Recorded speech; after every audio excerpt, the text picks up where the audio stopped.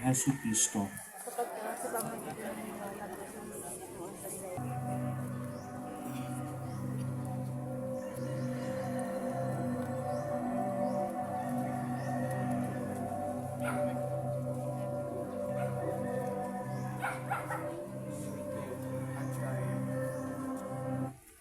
Ito ang aking katawan, hinihahandog para sa inyo.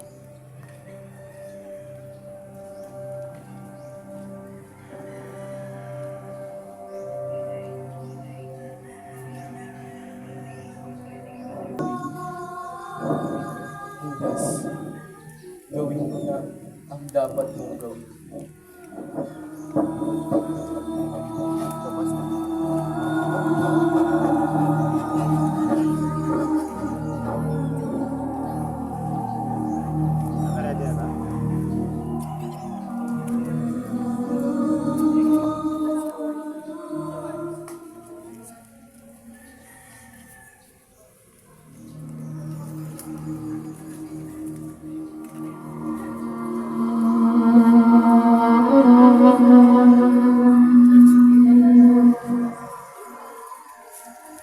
Namin ang kalalakan.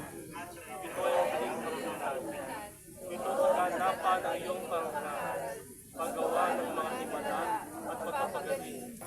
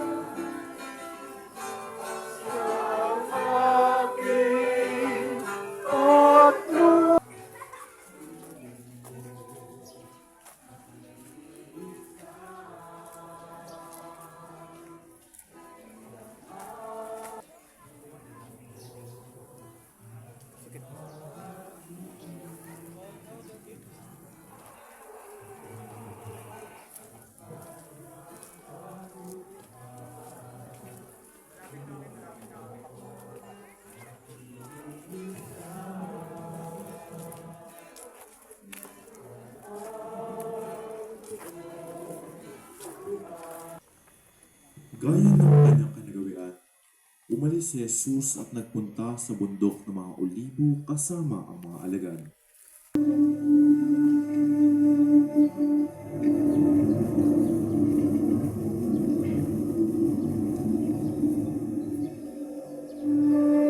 Ang puso ko'y labis na nalulungkot at halos ako'y mamatay.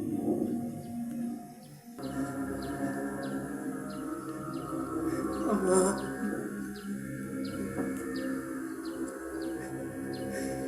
kung hindi ba maaari may alis ang mga sarong na ito, malibang inumin ko, mangyari nawa ang inyong kalooban.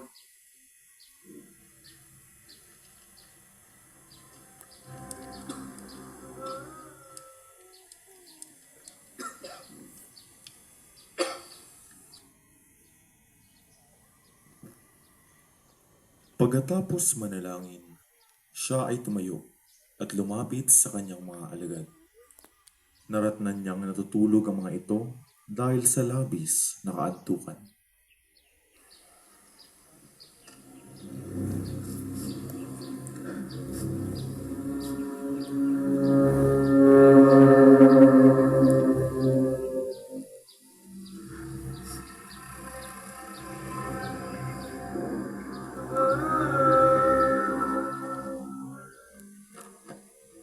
Bakit kayo natutulog? Hindi ba kayo makapagpupuyat ng kahit isang oras man lamang? Bumangon kayo at manalangin upang hindi kayo madaig ng tukso. Ang espiritu'y handa, ngunit ang laman ay mahina.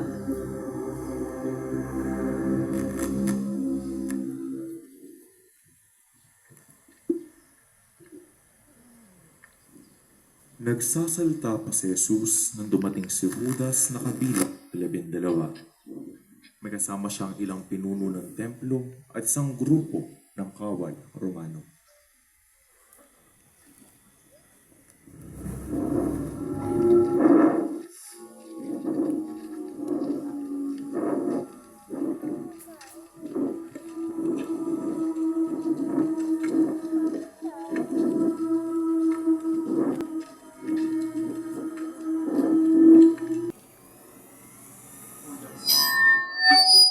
Ipagkakanuno mo ba ang anak ng tao ayon sa itinakda ng Diyos? Takbis siya! Atras! Tawag na yan! Atras ka! Nalagyan ang iyong tabak. Yo! Atras!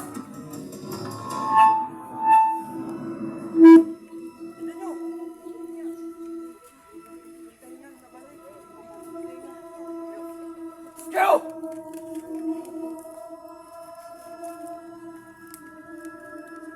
Mga awal!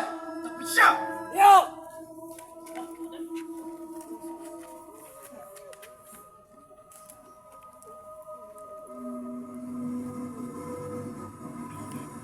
Matras kayo!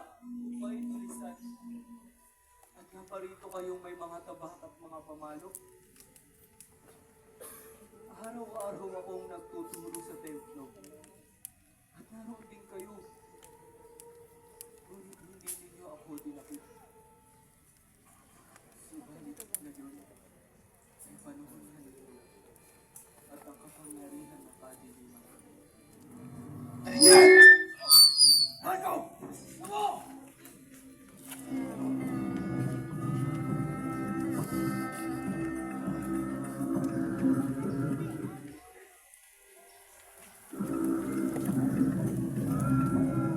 Doon, nagkakatipon ang mga tagapagturo ng kautusan at ang mga pinuno ng bayan.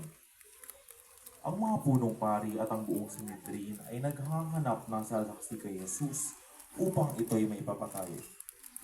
Kahit na maraming humarap at sumaksi, wala silang natagpo ang mga pagpapatotoong si Jesus ay dapat parusahan.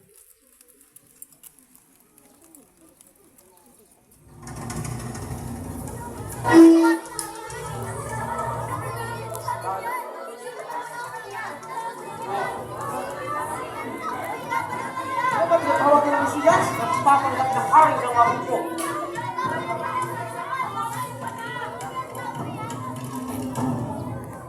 Sinabi ng taong ito na kaya nung ibahin ng laban ng Diyos at muli nung itayo sa loob namin ng 3 araw. Galing yan! Wala ka man lang bang isasagot sa maparatang na ito laban sa'yo? Inuutos ko! Sa ngalan ng Diyos na buhay, sabihin mo sa amin kung ikaw ang Kristo, ang isalaga ng Diyos!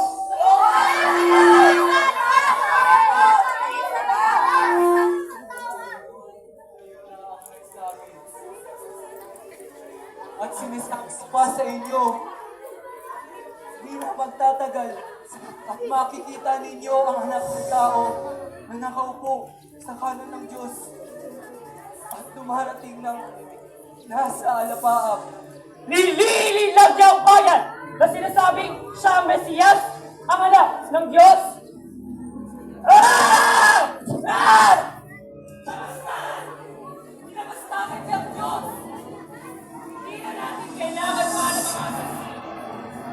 Dahil ninyo kayo lang sa kiyang pagkamastakan sa Diyos! Ano ang masa ninyo? Mamatay! Ibang pako sa krus!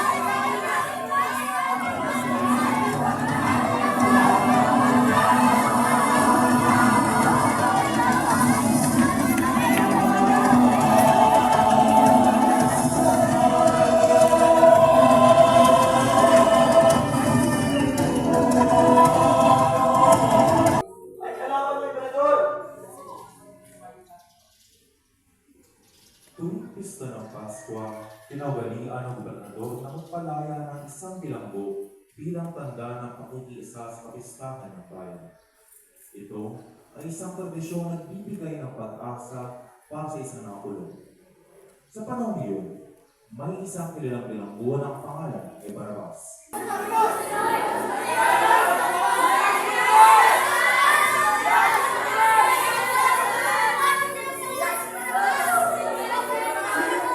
Kalagay, si Jesus ang tinatawag ng Mesiyas o si Barabas.